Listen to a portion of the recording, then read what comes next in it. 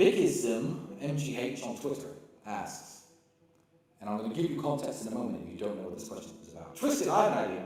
You're building a castle next to Dracula's castle. Build a hotel.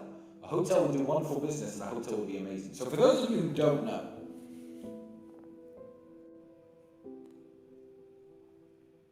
I am building a castle in Romania, about 900 meters away from Dracula's historic castle, up on the hillside behind him.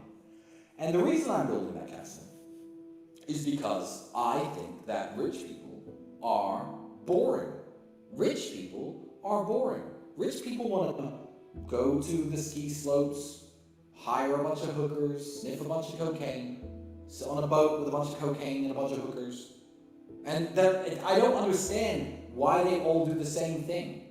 I have decided to build a Gothic castle in the heart of Transylvania because I want a castle. Doesn't every boy want a castle? You know, that part of me never died. I have the money, I have the means to do it, so I am building a castle. Now, this question specifically is somebody asking, why don't I make my castle a hotel? And I'm going to answer you exactly why I don't. One reason is I promised the local mayor that I wouldn't. There are lots of hotels around the area of Dracula's castle. It's a small village of a population of only 5,000. And the local people run their hotels and they control the tourism and the commerce. I promised not to make my castle a hotel because I don't want to take any business or any money away from the local people. But two, and most importantly, get your own fucking castle. Oh, you want me to make it a hotel?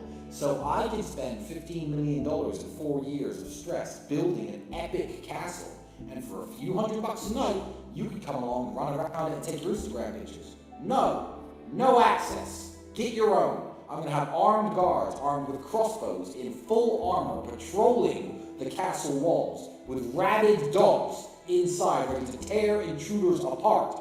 It is mine. That's why I don't want to make it into a hotel, because I don't need anyone's fucking money. I don't need $1,000 a night, $2,000 a night. Oh, you want to have your wedding there? You want to shoot a music video there? How about build your own castle? Because mine is for me. I want to walk around butt naked, swirling a huge glass of brandy with 5 vampire girls all dressed up with their fangs on and shit. I don't even know what I'm going to do. I don't even know what I'm going to do. But I'm going to do it, not you. So no, my castle is not going to become a hotel. I would never do that. So never ask me that again, because I am furious. I thought this was an interesting one. I have 2 history-related questions here. Actually, I have 3. So let me try to find them all and lump them all together.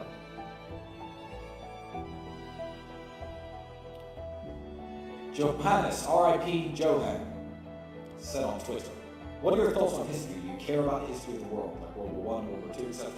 Do you think that learning history is important? Or don't you give a fuck?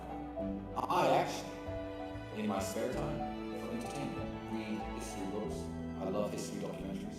I don't know how many books on history I've read. I know world history better than a lot of people who are educated in world history. It's one of my main passions. So I'm going to move from that question on to, if you could go back in any period of history, which one would you choose to visit and why? And that is a question from Petrucci999 on Twitter. I have 2 answers to that question. My answers are as follows. It depends on what go back in time means. If I could go back in time for a few days and I had to blend in, be a member of the public, not get killed, that answer is very different from what I would do if I could just go back in time in an invisible ship, fly around and watch what was happening. So I'm going to answer the invisible ship question first.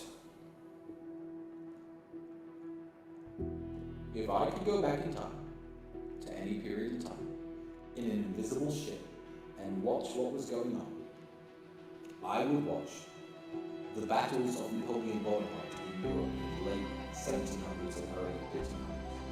I would watch the Battle of Austerlitz in the modern day Czech Republic, and just see how the whole thing played out. Actually in person, no recordings of it obviously ever happened, or we have written accounts. I would just love to see that. I think that would be an experience like no other. If I had to blend in though, I wouldn't go back to the Battle of Austerlitz because people wouldn't know what fucking language. People would think no know I'm a spy or a traitor from England. I'll be speaking some weird dialect because I don't speak like people did back in the 1800s. And I would probably be shot on the spot. And if I wasn't shot on the spot, I wouldn't want to fight for either the French or the Russian army because that would just suck.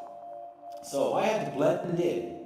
What I would do is I would go back to the opening of the Colosseum in ancient Rome, dressed like a normal Roman citizen or villager, and get my way into the Colosseum and watch the gladiatorial games in silence. I believe I could do that without getting murdered, hopefully. And I think that watching the gladiatorial games would be an experience, again, unlike no other. Fighters, boxers, I've been to all sorts of events. It's the modern day combat sport. But yeah, that was really brutal and ruthless, and I think most men, if you're honest, you'd like to see that. You wouldn't like it to happen today, because I wouldn't want anyone pitted against another man in, mortal combat for somebody's entertainment. I think that would be immoral. But the fact that it happened anyway in the past, if I could go back and actually watch it and view it myself, I would watch it. I guess the closest thing that exists today is bullfighting in Spain. In fact, bullfighting in Spain, if you didn't know, is actually a hangover from the Roman Empire. It's not something that's uniquely Spanish. It's a hangover from the days of the Roman Empire where people used to fight beasts. And that's why you still have bullfighting in Spain today. Would I go and watch that? Not really. I kind of feel sorry for the bulls. I feel like at least make it fair, give the bulls an opportunity to kill the matador and actually win. That would be more interesting. But yeah, I'd go back to ancient Rome and watch the gladiatorial games and the gladiatorial combat. I think that would be amazing.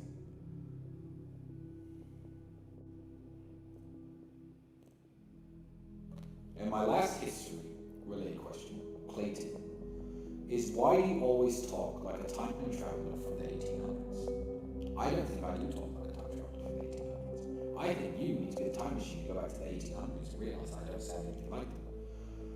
But maybe I am a time traveler from the 1800s. Maybe that's why I'm building a vampire castle. Maybe I am the living incarnate of Vlad Tepes Dracula. I'm building a castle to re-establish the Kingdom of Transylvania to its former glory, and I'm going to go to London and start terrorizing people and biting them, etc., etc. But no, that's definitely not the case.